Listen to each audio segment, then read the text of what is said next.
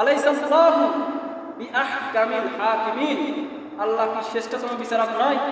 সবচেয়ে শ্রেষ্ঠতম বিচারক কে? দুনিয়াতে বিচারপতি বিচার করেছে, তারও বিচার আছে না নাই? তারও বিচার আছে। দেখবেন গত কয়েকদিন আগে একটা বিচারপতি বাংলাদেশে, যিনি আল্লামা দেওয়ান হোসেন সাঈদীকে 10 বছর জেলখানায় বন্দী করে রেখেছে, হাজার হাজার মানুষকে নিরপরাধীদের জেলখানায় বন্দী করে রেখেছে, হাজার হাজার মানুষের প্রতি জুলুম করেছে, মিথ্যা রায় দিয়েছে। গত কয়েকদিন আগে এই বিচারপতি বিচার কার্ডে দাঁড়াতে হয়েছে। কোথায় দাঁড়াতে হয়েছে? বিচার কার্ডে। এই বিচারপতি যদি সুন্দর রায় দিত, সঠিক কথা বলতো, এই বিচারপতি কিয়ামতের দিন আল্লাহর দরবারে ধরা খাওয়া লাগবে না।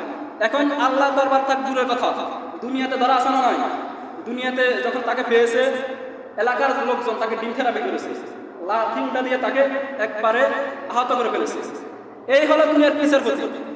আর আল্লাহ বলেছে আলাইসাল্লাহু বিআহকামিল হাকিমিন, আল্লাহ কি শ্রেষ্ঠতম বিচারক নয়? সকলে বলো সবচেয়ে শ্রেষ্ঠতম বিচারক কে? দুনিয়াতে বিচারপতি বিচার করেছো, দুনিয়াতে বিচারপতি মানুষকে মামলা দিয়ে তাকে হত্যা দিয়েছে, তাকে ফাঁসিতে ঝুলিয়েছে। কিয়ামতের দিন মিথ্যা যারা বিচারপতি মিথ্যা মামলা দিয়ে ফাঁসিতে ঝুলিয়েছে, ওই বিচারপতির মামলা ওই দিন বিচার করবেন কে? আল্লাহ বলেছেন ওমান লাম ইয়াহকুম বিমা আনজালাল্লাহু ফাউলাইকা হুমুল Kafirun, whoever did not judge by what Allah revealed, those are that are the unbelievers. যারা আল্লাহর নাযিলকৃত কোরআন অনুযায়ী বিচার ফয়সালা করে না, তারাই কাফির। নাউযুবিল্লাহ বলেন।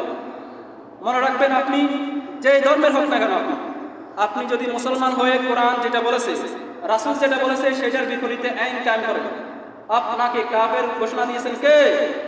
অর্থাৎ আপনি যতই নামাজ পড়েন, যতই আলফাজ হন, যতই বুজুর্গি হন, আপনি যদি কোরআন হাদিস অনুযায়ী বিচার ফয়সালা করেন না, আল্লাহ বলেছে হিন্দু যেভাবে কাফের, বৌদ্ধ যেভাবে কাফের, খ্রিস্টান যেভাবে কাফের, তুমিও কাফের।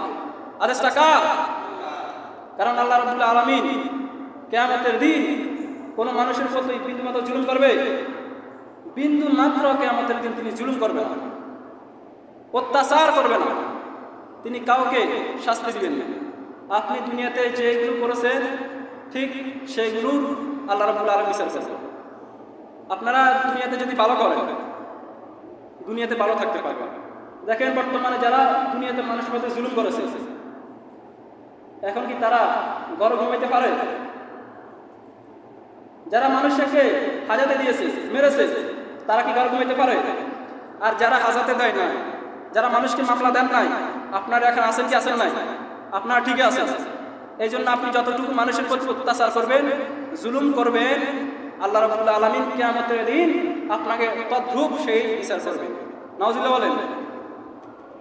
আল্লাহর হাবিব সাল্লাল্লাহু আলাইহি সাল্লাম তিনি বর্ণনা করেন, কেউ যখন সূরা 3 পড়তে পড়তে অষ্টম আয়াতে হয়, কোন আয়াতে? 8 নম্বর আয়াতে হয় আলাইসাল্লাহু বিআহকামিল হাকিমিন, সেই যেন বলে বালা ওয়া আনা আলা যালিকা মিনাশ শাহিদিন। সকলে বলুন বালা, সকলে বলুন বালা ওয়া আনা আলা যালিকা মিনাশ শাহিদিন।